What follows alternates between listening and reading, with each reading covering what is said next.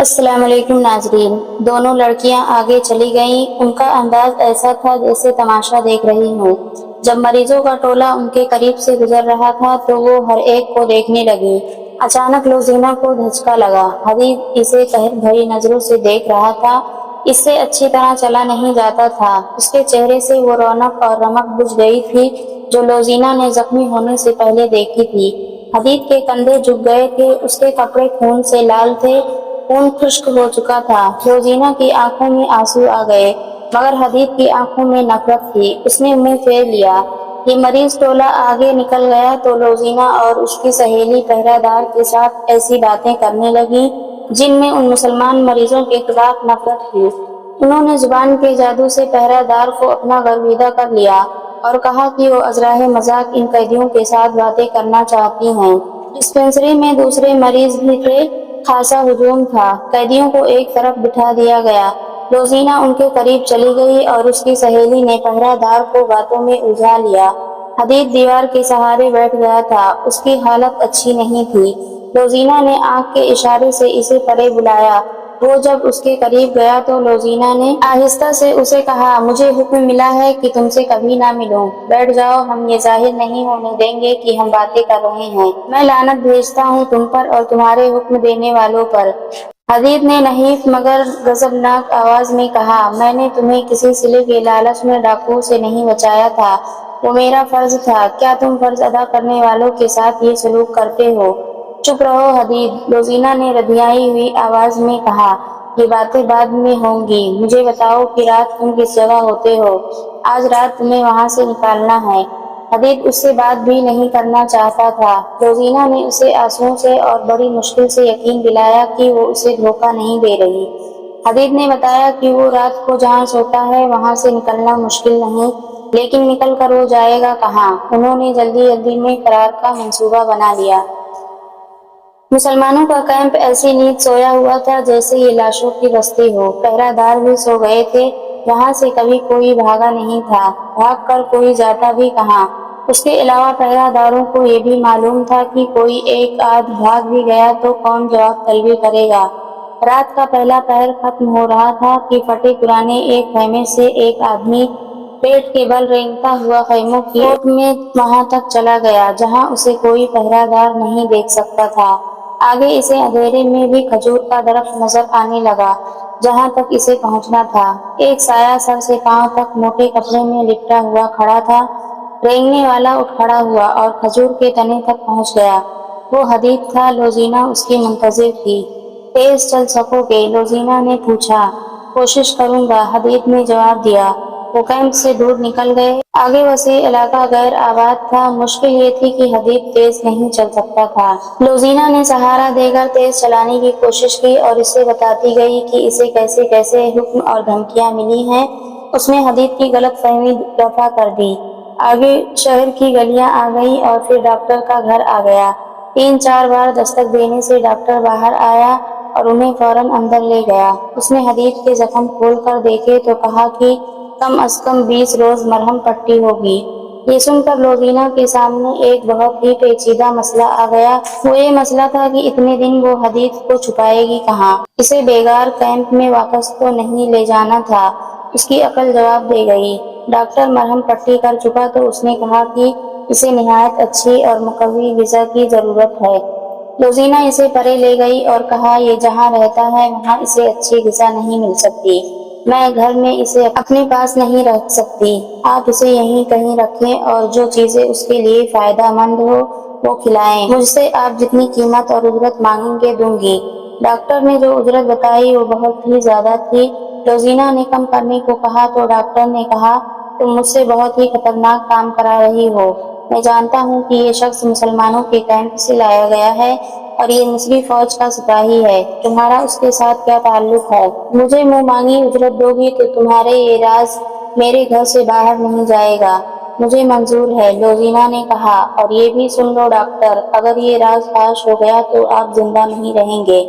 Doctor نے حدید کو ایک کمرے میں لٹا دیا اور اسے بتایا کہ وہ ٹھیک ہونے تک یہیں رہے گا۔ اس نے اندر سے اسے دودھ اور پھل لا دیے اور لوزینہ کو ایک اور کمرے میں لے گیا۔ دوسرے دن لوزینہ اور اس کی سہیلی نے کیمپ کی جاسوسی کی۔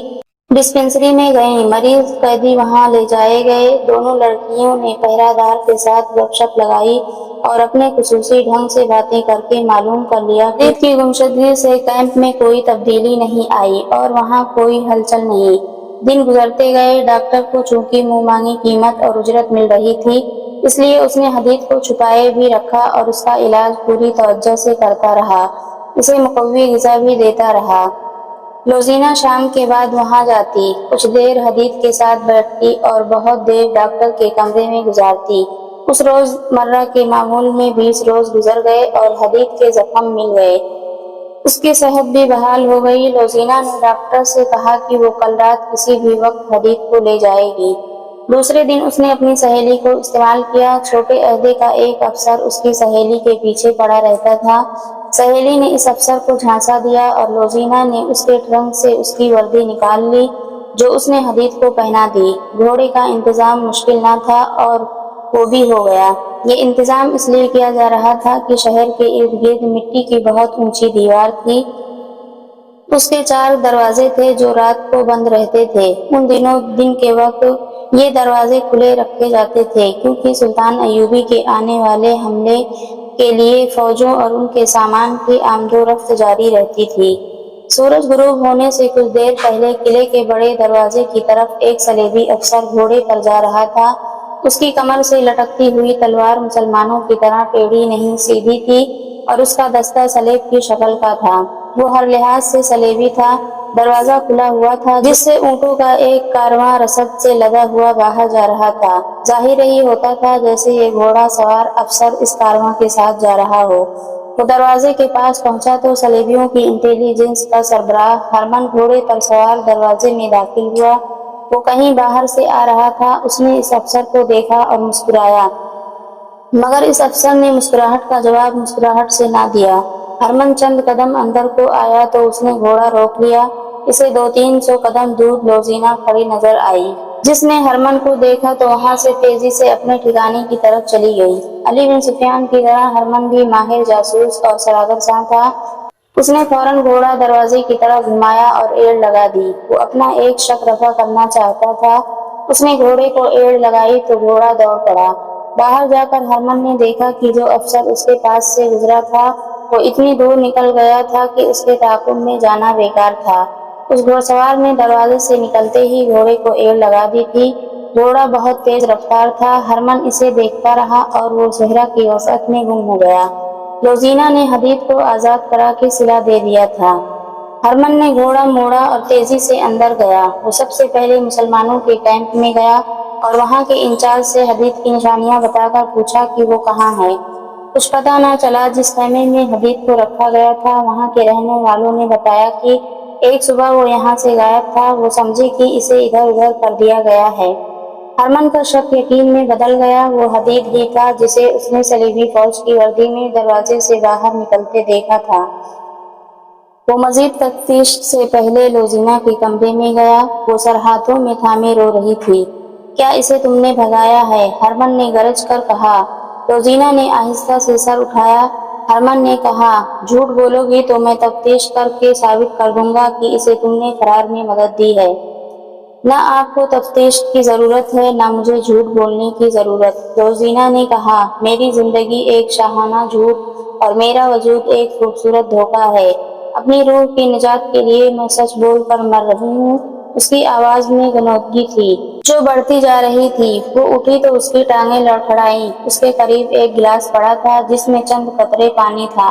اس نے گلاس اٹھا کر ہرمن کی طرف بڑھا کر کہا، میں نے اپنے آپ کو سزائے موت دے دی ہے۔